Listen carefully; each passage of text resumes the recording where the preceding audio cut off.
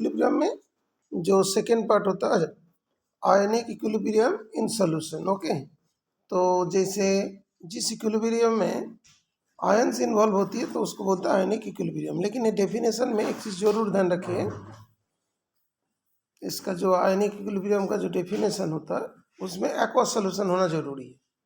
तो क्या है कि this type of equilibrium involving ions in aqueous solution is called ionic equilibrium. ठीक है, this is called ionic equilibrium.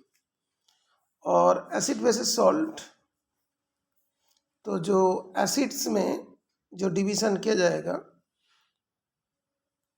तो Arrhenius acid, Bronsted Lowry's acid as well as Lewis acid and base, ये concept use होती है। तो Arrhenius concept में जरूर ध्यान रखिएगा, यहाँ पे H प्लस और OH माइनस आयन का मतलब कॉन्सेप्ट होता है। तो जो मतलब अरेनियस एसिड में देखो यहाँ पे इसीलिए लिखा है एनसीईआरटी में, acid are substances that dissociate in water to give hydrogen ion H plus ion, and bases are the substances that produce hydroxyl ion. Okay, जो H plus आयन देगा उसको एसिड बोलेंगे और जो OH माइनस आयन देगा उसको क्या बोलेंगे, बेस बोलेंगे। ओके, और ये कहाँ पे होगा बेटा, that is dissociated in water, water में डिसोसिएट हुआ, मतलब सब्सटेंस को वाटर में डिसोसिएट किया, मतलब H प्लस आयन दिया तो एसिड और उसने OH माइनस आयन दिया तो बेस। बहुत आसान है। तो आरेनियस में जोड़ ध्यान रखिएगा, आरेनियस को ऐसे ध्यान रखिएगा, आरेनियस एसिड में जैसे आर्किमिडीज प्रिंसिपल होता है ना, जैसे पानी में और फ्लूइड में ऑब्जेक्ट को डुबाना पड़ता है, तो यहाँ पे भी क्या होगा, ऑब्जेक्ट पानी में डिजॉल्व होगा। ठीक है बेटा, ऐसा करके थोड़ा ध्यान रखिए। दूसरी बात है, बोनस्टेड लोरिस एसिड जो है वो इस तरीका से है बोनस्टेड लोरिस एसिड में सिर्फ H प्लस आयन का कॉन्सेप्ट है। ओके, तो acid is the substance capable of donating H plus ion and bases are the substance capable of accepting hydrogen ion. Okay, तो यहाँ पे H प्लस आयन का जो H प्लस आयन देगा वो तुम्हारा एसिड है, जो H प्लस आयन एक्सेप्ट करेगा वो बेस है। तो यहाँ पे क्या हुआ, देना लेना इस टाइप का बात है ना, प्लस माइनस टाइप। तो यहाँ पे एक कॉन्सेप्ट होता है that is conjugate acid and base, conjugate acid and base बोल के एक टॉपिक आता है। जैसे NH3 है, वाटर है, अभी जो NH3 जो तुमको यहाँ पे दिखाई दे रहा है ये क्या कर रहे हैं, हाइड्रोजन आयन को एक्सेप्ट कर रहा है, कहाँ से, पानी से। तो इसके पास तो ये एक्सेप्ट कर रहा है H प्लस आयन को, that means it is a base, और इसने H प्लस आयन दे रहा है, that means it is acid. जैसे NH3 बेस था उसने H प्लस आयन एक्सेप्ट किया तो क्या बन गया, वो कॉन्जुगेट एसिड। याद रखने के लिए ध्यान रखना, कोई पुअर पीपल है उसके पास मनी आ गया तो क्या होगा, वो अमीर बन गया। तो सेम है, बेस था, बेस में H प्लस आयन आ गया तो क्या बन गया, वो कॉन्जुगेट एसिड बन गया। और एसिड से H प्लस आयन हट गया तो क्या बन गया, कॉन्जुगेट बेस। ऐसी एनसीईआरटी में बहुत सारे क्वेश्चंस दिया है जो मैं एक बार दिखा देता हूँ उसको फाइंड करने के लिए। हाँ, जैसे देखो ये वाला क्वेश्चन है,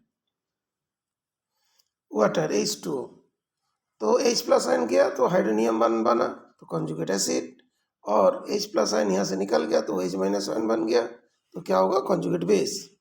एमोनिया वाला केस में देखो NH3 जब H प्लस आयन को एक्सेप्ट किया तो NH4 प्लस हुआ, ये कॉन्जुगेट एसिड है, और यहाँ से H प्लस आयन चला गया तो NH2 माइनस हो गया, ये क्या, कॉन्जुगेट बेस हो गया। ठीक है,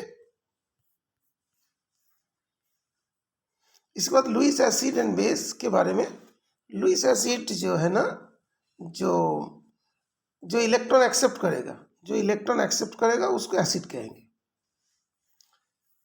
Any substance having the tendency to accept electron is called acid, and जो इलेक्ट्रॉन देता है उसको क्या बोलेंगे, बेस।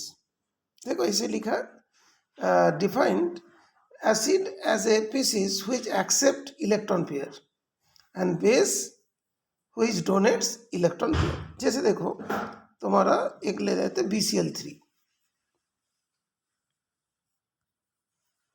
BCl3 के बाहर कितना, 6 इलेक्ट्रॉन है, जो सेक्सटेट कॉन्फ़िगरेशन है। ठीक है ना, इसको ऑक्टेट पूरा करने के लिए 2 इलेक्ट्रॉन की जरूरत पड़ता है, तो एक लोन पेयर इसने लेगा, तो इसीलिए इसको हम लोग बोलेंगे कॉन्जुगेट लुईस एसिड। ठीक है। और मतलब एमोनिया जैसे NH3 है, इसमें लोन पेयर है ना, तो ये लोन पेयर